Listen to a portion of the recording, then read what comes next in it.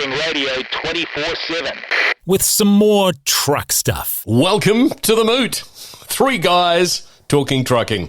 Here's Dave McCoid, NZ Trucking Media's editorial director, Gavin Myers, the editor of NZ Trucking Mag, and Carl Kirkbeck, the intrepid roving reporter. Happy New Year. Happy New Year. I think it's got to be said, doesn't it? That's Happy New Year, Gav. Happy New Year, everybody. Yeah, and to everyone in the listening world out there. 10 fingers, 10 toes, 2 legs, 2 arms, are we all returned in one piece? Yeah, probably a couple of kilos heavier. Yeah. Absolutely. A couple of kilos heavier. Yeah. Well, not me. I walked the Old Ghost Road, so I came back at least even. At least even. Good man. Yeah. Well done. Show well off. done. Show off. That's that's exactly right. And proud I am as well. Hey, look, I just got a point to make here. They've succeeded. Who succeeded? What? NZTA. They've succeeded. Road to zero. They've done it. They've done it. Hey? Yeah. Didn't you see the statistics that came out? They've achieved it. Road to zero. They've achieved road to zero. Yep. Zero change to the direction of the road toll. Okay, right. Well, let's get the year off to a really, Well, isn't that what they were? I mean, they talk about the road to zero, and we've all been sort of saying, well, what do they mean by that? Where does the zero come in? Because basically, what it was for 2020 to 2030, a 40% reduction in the road toll. Well, okay, that would be road to 40% reduction then, wouldn't it? It's not road to zero. The zero doesn't feature in there. So where does the zero come in? And this had me thinking, and then it suddenly the statistics came in for 2022, and if you look back at 2022, 21, 20, 19, 18, 17, go back and that sort of thing, that's exactly, they've hit the nail on the head. Zero impact on the road toll. It still keeps climbing. So congratulations. This wet weather's made you grumpy, hasn't it? It has. Yeah. It has. Next week, Carl will be doing how to light a small fire with a large tin of petrol. Come on, boys. What do you think? Well, it's beating that same old drum, isn't it? It's it just doesn't seem to change. I mean, yeah. So the stats came out: 377 people killed on our roads last year. It's a fair jump. I think Dave, you've got the stats right in front of you there for the last couple of years. Yep, we had a bit of a lull with COVID. COVID. COVID. Yeah. And before that, I think 2019 off the MOT website was 352, 18 378, 17 378, 16 327. Yeah, thereabouts and that sort of thing. Yeah. Yeah. So the reality is that it was interesting down at the TMC trucking show a few weeks back now, catching up with Greg Murphy and having a chat with him, and I mean he's on the right track. That boy's got it right. I mean, at what point do they actually come to the conclusion? What measures and accountability are in place for this program? They're brandishing the same. They've got the same brush out there, painting the same bloody story everywhere. It's one of these things that at some point they've got to understand that they're not hitting the nail on the head. And when does that happen? At what the money that's being spent to for this program that they've rolled out, they firmly believe that they've got the right recipe, but we can clearly see that the statistics are telling us they haven't. Yeah. And at some point they've got to well, how does that happen? That's the question I've got. It's our public money that's been spent on this program, television advertising campaigns and so forth, and the actual physical work out on the road. Come on, at some point. Yeah, well, it's funny you bring that up because, so Road to Zero, obviously they kicked off in 2018, and the road toll that's being splashed around over the last few weeks, 377 people. Interestingly enough, the same number of people that succumbed on the roads in 2018. So I've got in front of me a passage from the Ministry of Transport website, which I found very interesting. I had a look at this and I'll read it to you verbatim. It says, our previous road safety strategy was Safer Journeys, which had made some progress but was not implemented as intended. Although it was based on a sound approach and compelling evidence, it did not have sufficient buy-in, investment, leadership and accountability to achieve a significant reduction in road deaths and injuries. Based on this, in April 2018, we began working with our transport partners on the Road to Zero road safety strategy to support a significant and sustained improvement in road safety outcomes. Well, 5 years on, and nearly halfway through the 2020 to 2030 40% reduction, nothing's changed. Nothing's changed. It's going worse. This is exactly what Greg Murphy said down there at 10. The numbers still keep increasing, so they're obviously not hitting the nail on the head, but they continue to keep doing what they're doing. And, at some point, someone has to say enough's enough. We must be at that point. This last year's statistics are horrific. And if we keep going on that trajectory, geez, we'll be hitting 500 before we blimmin' know it. It's just, that's the, I suppose for me, it's, we're all on the same page really, but, it's, I think Greg Murphy summed it up when we were chatting down there, was that the fact is that the whole approach is wrong. The whole approach is wrong. It's education. It starts at the bloody, in the classroom. Yeah, I agree with that. I definitely agree with that. But it's like so many things. It's like the ram raid situation. It's like so many things in society at the moment. Yes, we've created a chronic problem, and that can only be solved with a long-term solution. But we've also got to find acute solutions to the symptoms of the chronic problems. And that's made triply hard when we live in a society where politics is now largely governed by social media popularity. Instead of what's good. Yep. And we live in an incredibly entitled society. Like even for each of us individually, the amount of the world's resource that's consumed so that we three can enjoy the personal mobility that we enjoy to the level we enjoy it, compared to so much of the planet's population who don't know where the next meal's coming from, much less get in their air-conditioned car to drive to the dairy for milk.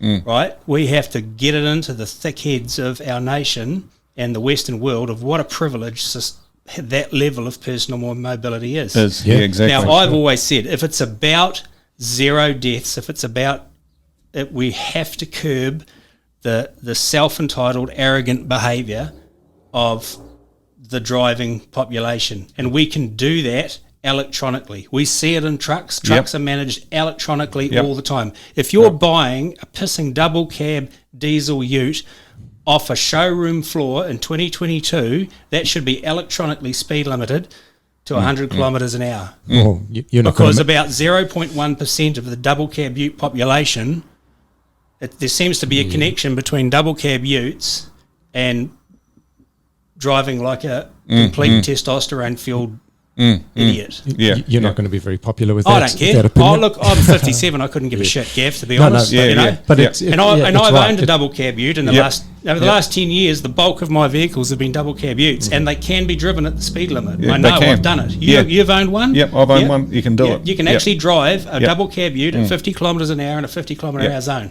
and not compulsorily follow the car in front of you 3.5 feet up its bumper. Because you think you're bigger and you can intimidate them and so forth. It's those attitudes that Greg Murphy, buddy, hit. It's those sorts of things that have to, buddy, change. But I'm also for, and I've written this ad nauseum as well, I'm also for, like, the crusher mentality I don't think is right either. Like, there's got to be reward and there's got to be penalty. So I still stand by my system of electronically monitoring cars from the day that they're bought. And when you exceed the speed limit, for any speed limit for more than 5 seconds, you get a microscopic fine against your IRD number, like a 10 cent, 20 cent fine. If you go a week without speeding, you get that 20 cent back. Right? Yeah. Okay. Now, if you rack up $1,000 worth of fines in the course of a year from thousands and thousands of microscopic speeding events, you lose your license. You're walking for a month. Right? If that happens 3 years on the trot, you're walking for half a decade. If you repeat the same behaviour in a 10-year course, you never drive again. The thing is that the technology is there to do it. We know it is and that sort of thing. And, they expect everyone else to bloody abide by the law around the, sort of out on the road. But you know why it'll never happen, don't you? Because if they mooted the idea, they give up any hope of being the government. That's right. Well, that's the why next election, they wouldn't. you don't have a So it's parliamentary actually politics about ahead of you. it's about the whole Vision Zero. Yeah. It's just platitudes. It's lip service. It's lip service because you look at it in this day and age of compliance and health and safety. If we'd never had cars on the road, and someone said, "I've come up with a great idea. Got these mechanical vices to 100 kilometres an hour. You drive it yourself. You put a black strip down through across the middle of a paddock, and you separate it by paint, and you pass each other at 100 kilometres an hour." Would never get off the ground. but we've worked ourselves to that put it position. that way. Yeah, exactly. Jesus. That's exactly. No, but it's true. But it's true. It's true. But we've developed it. It's an entrenched part of our society. But we're not taught to treat it with the privilege that it is. Yeah, now, that's I've got right. a very close family member who went to school in the Bay of Plenty very recently. He's not very old at all. And he was absolutely shocked one day when they were asked at school what it is they wanted to do when they leave school. And one of the kids in the classroom said, "Oh, I'll just go on the Benny like the rest of my family." That's the level of entitlement that our society now lives under. So the only way that you are going to curb that sort of entitled behaviour when you transpose it into a car is to absolutely crush them. And I don't mean in the most horrible sense we're talking about. I'm talking about that's where compliance should be. You speed, you lose your licence. But if you're a good driver, you can claw back a couple of absent-minded moments or just where it's crept over and you get the red flash on the dashboard to say you've just incurred a 50-cent fine. You go, oh shit, well I better not speed for the next week and I'll get that back. There's got to be something. If someone, there's no reward for people who are good. And I'm not saying, look, I'm going to incur the wrath of everybody here, but I don't, like I said, I don't give a shit. I have tried really hard, and I had a friend who's very close to me say that what you've achieved is good luck more. And yep, I agree. There's a really good element of luck in it. There's no question about that, because we all have absent-minded moments. But I haven't got a roadside speeding ticket by a traffic officer since the 23rd of December 1993. Okay. Yep. Now there is no reward for me to do for that. If I get pulled over on the way home tonight, which is potentially likely, if I trip out of Thames at 51 kilometres an hour, you know what they're all like at the moment, I'll get, there's no tolerance. Like if I get caught in the last 100 metres of the 50k zone doing 51, I'll get booked. That's their mentality at the moment, because they need lots of money, right? He won't look at my record and go, shit, the last time a cop pulled you up and wrote your ticket was 1993. They just say, any speed kills. You're now one of the most evil people in society. And I get so pissed off on the television when I'm looking at the toll lady that stops on the family and says, I want a toll. I want the little girl and the family of four. Have you seen the roads that those cars are driving on? Pristine. Absolutely pristine roads those cars are driving on before they get told that they're horrible, disgusting people. All right? And yet the roads they're delivering us are absolute bullshit. And Alphonse Reismer at Scania said a really good thing when we talked to him the other week. And when he said that if the roads aren't ready for climate change, how the hell can they be ready for electric vehicles? Because they're heavier. Right? And driving around the Christmas holidays this year, like, the whole guard railing thing without tending to the surface of the road first, because any elite sports person knows that the key to performance is the playing surface. And our playing surface, it's the most dangerous workplace in the country, created by the government. Not reinvesting in the bloody infrastructure and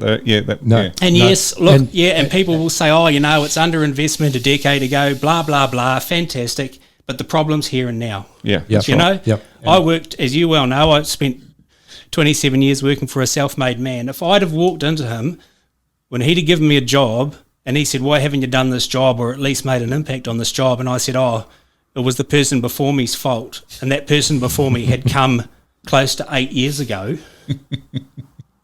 Like, I wouldn't have worn out any shoe leather leaving the yard because I'd have landed. Fair and square on your ass out in the middle of the road. It's just... Anyway. I know. I'll turn off now, boys. Oh, shit. Can I say one more thing? Absolutely. Another huge... I think we're paying the price, and everyone will yawn and go to sleep on this, but again, I really couldn't give a rat's ass. We're paying the price of of children being kept away from the workplace to the extent we keep them away from the workplace and learn the mechanisms of society and learn how society works and learn how hard money is to earn and learn.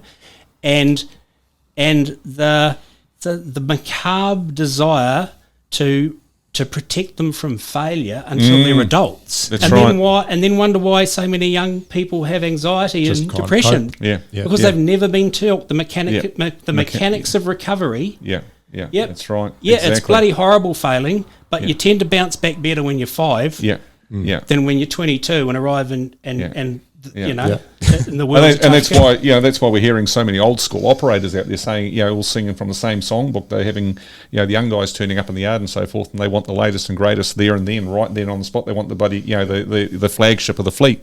They don't want to start in the bloody, sort of 10-year-old bloody Volvo. Or something like that that's been to the moon and back, and no. Where's the new FH16 Blimmin 750? Or it's like this mentality of entitlement. It's just it does. It stretches through many. So we've facets. got, from my perspective, which is completely wrong because I'm middle-aged, white, and male. Okay, so everything I say is bollocks, but there's a number of components to it that make it a chronic problem. But we've got to address it.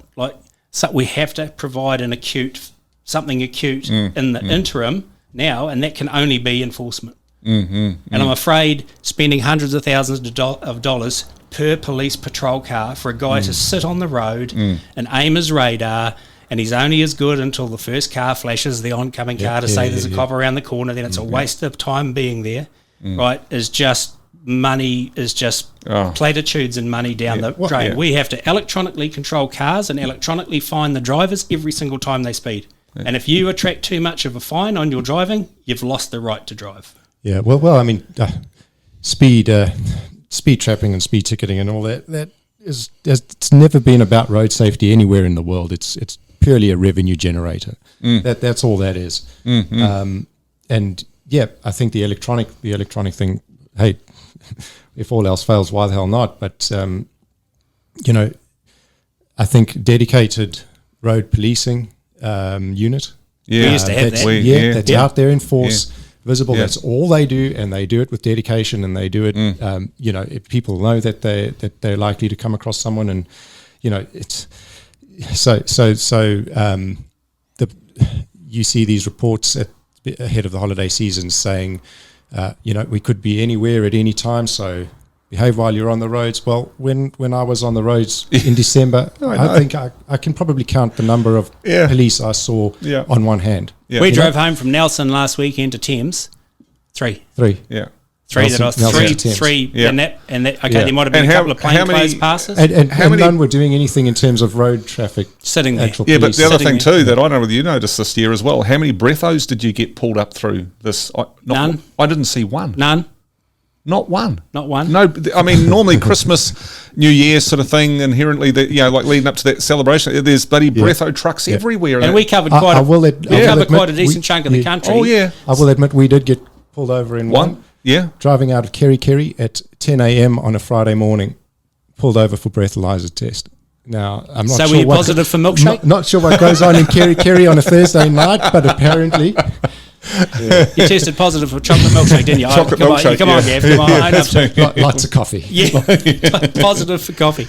But I mean, the thing is, what I come back to. I mean, we've it's a bit of a digression there, but it is all connected. And but the thing I come back to, and is what I said before. At what point do they realise that they're beating a flogging a dead horse? It's not working. It is not working. Yeah, going around in circles. They're just going around in circles, and like you say, it's lip service. And in a blimmin' election year, like you just said, Dave, they don't want to rock the boat because they're in desperate hope. But how many politicians do you know in history who will turn around and say, "Hey, listen, what we've implemented isn't working. We're going to pivot and try something else." No, never. They'll stick to their guns, put their head in the sand, and just. And what the hell is the point of mucking around with speed limits in a nation that's not obeying the first one anyway? Like, what's the point of saying 100k? You can't say that 100 kilometres an hour was too fast for this stretch of road when no one was doing that apart from 3. You try driving around the countryside at 100 kilometres an hour and see what sort of a queue forms behind you. Yeah, that's right. See how quickly you get overtaken. Yeah. Yeah, that's right. Exactly. Yeah. No, it's the problem is that, what it comes down to, though, at the end of the day, is that it's our money they're spending to. Oh, God. That's the thing that, and that's why I say, at what point does someone, how do we say enough's enough? How do we change it? How do we? That's the, I don't know. But it's certainly, road to zero. They've achieved it. Well, that got us going for the year, didn't it? Can you tell we've been on holiday? Yeah. And we've come back fresh and happy. Yeah. Happy New Year, everybody. Yep. We look forward to seeing you safely on the road. Everyone, come on, let's all do our part.